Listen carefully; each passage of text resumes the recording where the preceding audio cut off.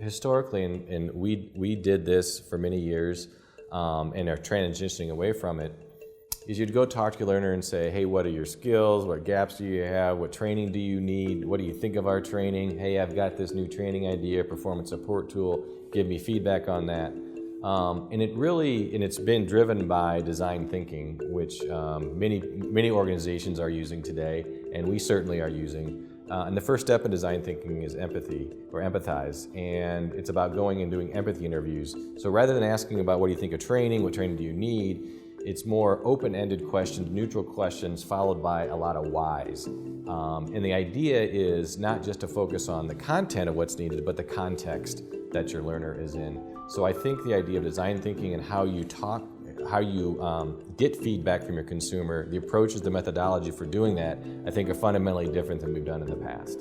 So we did 75 empathy interviews because we did a formal design thinking project with our sales consultants. And we did 75 interviews, and we came back and we sort of synthesized the themes that came out of that.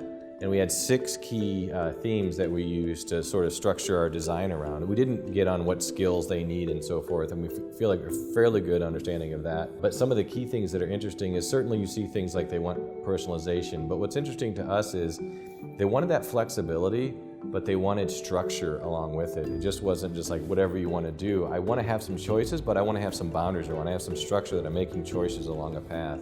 I want motivation and inspiration to keep me engaged. Time training is time away from selling, so there's tremendous pressure on that asset of time. And consultants, if they really feel like if I'm training, I'm not selling, so this training better be pretty valuable and pretty key.